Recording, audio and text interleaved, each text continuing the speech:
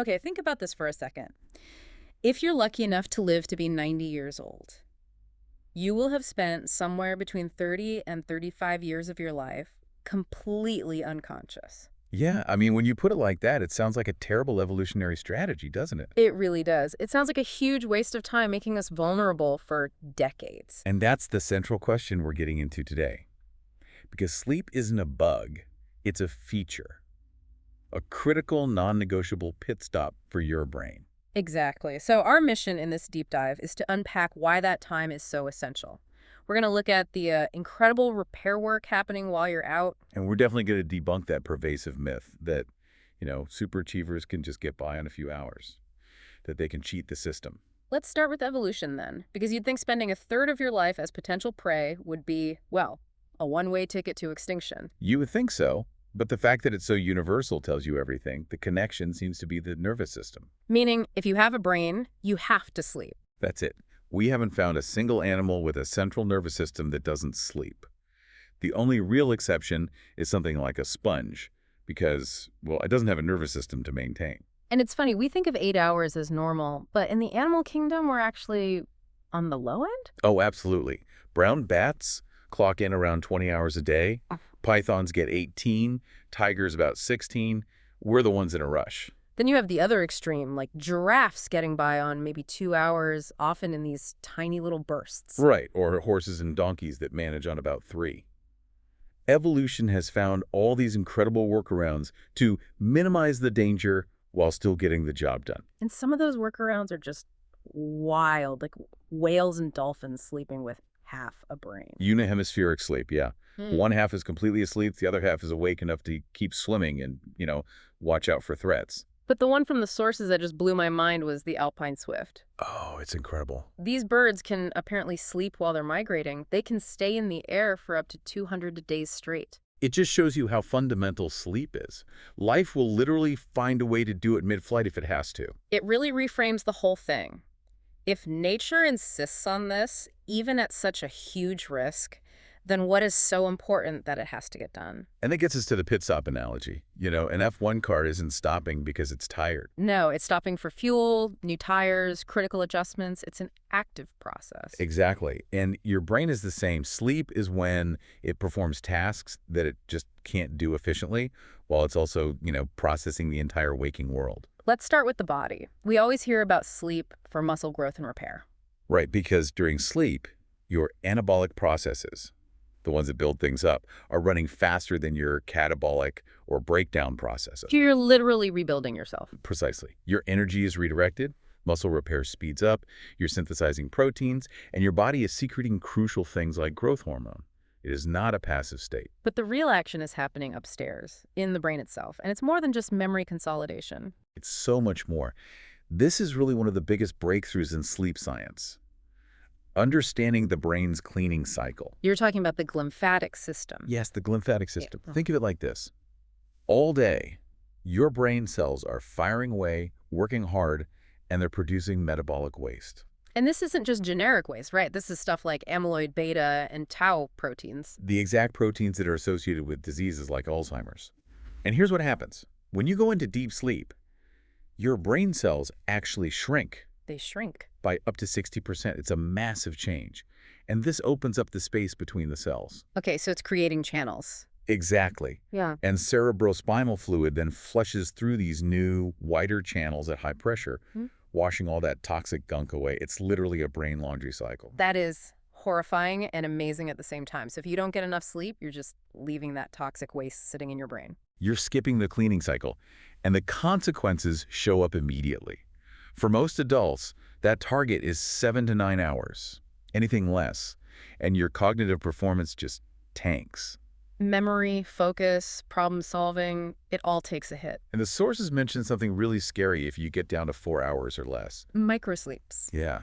These little involuntary moments where you just check out for a few seconds. And you often don't even know what happened. So you could be driving a car, and for 2 or 3 seconds, nobody's home. Exactly. And the scariest part is the cumulative effect.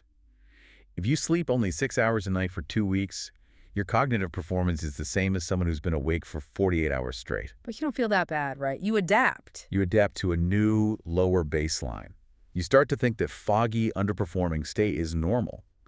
And there's growing evidence this isn't just temporary, that failure to clear out waste could be causing permanent long-term damage. And it's not just the brain. The physical toll is huge. A 12% increased risk of death from all causes for people sleeping under 7 hours. Which is a massive number. Plus, higher risks for, what, heart disease, obesity, diabetes. Hypertension, metabolic syndrome. Your immune system gets hammered too. The cells that fight infection, cytokines, are primarily produced and released during sleep.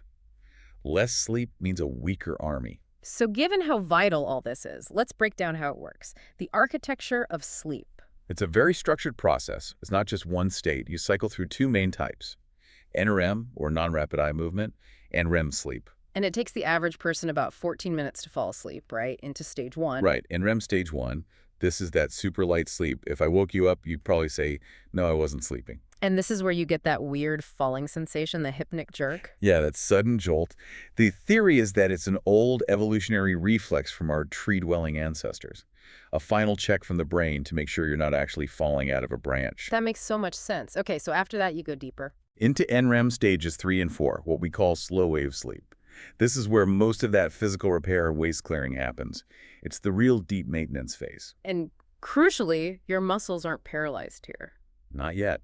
Which is why this is the stage where things like sleepwalking can happen. Your body is mobile, even if your conscious mind is offline. Okay, then after about 90 minutes, things get really interesting. And you hit REM sleep. And it's called paradoxical sleep for a very good reason. Because your brain looks like it's wide awake. Completely. If you looked at an EEG, the brain activity is fast, it's chaotic, it looks almost identical to waking consciousness. This is where you have your most vivid narrative dreams. So if your brain is that active, why aren't you leaping out of bed and, fighting dragons or whatever's happening in your dream? That's the genius of the system. Your brainstem releases neurotransmitters, specifically GABA and glycine, that create a temporary paralysis. It's called atonia. So it's an intentionally induced paralysis to keep you safe. Exactly. Your mind is racing, but your body is locked down. But sometimes that system gets out of sync, which leads to some really terrifying experiences. You're talking about sleep paralysis. Yeah, the old folklore called it Karabasan, the dark presser. It's a purely neurological event, but it feels supernatural. Basically, your conscious brain wakes up before the atonia, the paralysis, wears off. So you're awake, you can see your room, but you cannot move a muscle. And because your brain is still kind of in that REM state, you often get these terrifying hallucinations. Seeing figures in the room, hearing screams, feeling a heavy weight on your chest. It's pure panic. And it's surprisingly common. Somewhere between 5 and 50% of people experience it at least once. On the much more interesting side of REM anomalies, though, is lucid dreaming. Right, where you become aware that you're dreaming while you're still in the dream. And you can actually take control of the narrative. It's a state where your higher cognitive functions sort of switch back on inside the dream state. And the research says this is a skill you can actually develop. It seems so.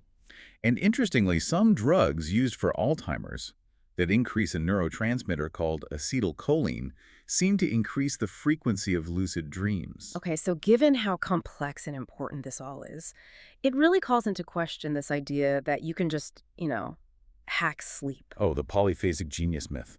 It's one of the most persistent and damaging ideas about productivity. The story that Da Vinci, Tesla, Napoleon, they all got by on 15-minute naps every few hours, totaling maybe 2 hours a day. And that their genius was because of this. It's almost entirely a myth. The sources are really clear.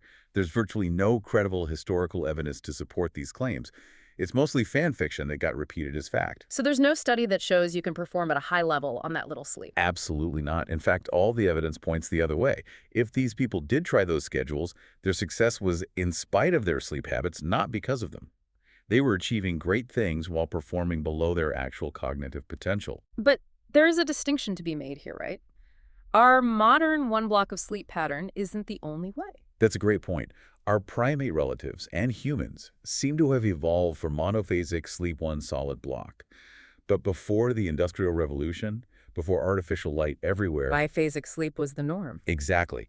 Historical records show people would have a first sleep, wake up for an hour or two in the middle of the night to read or think or pray, and then go back for a second sleep. And when they do studies taking away artificial light, people naturally fall back into that pattern. They do. So waking up once in the night isn't necessarily a disorder, as long as you're still getting your total 7 to 9 hours.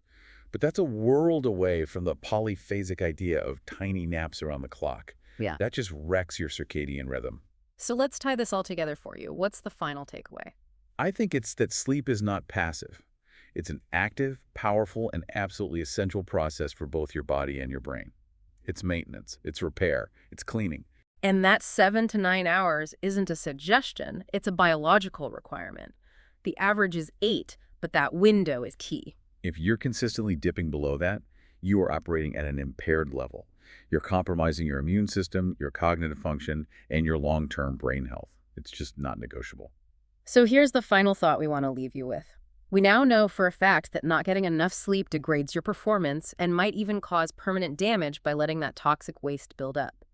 So if you consistently choose to get less than 7 hours, what level of your own cognitive potential are you giving up, maybe forever, that you'll never even know you had?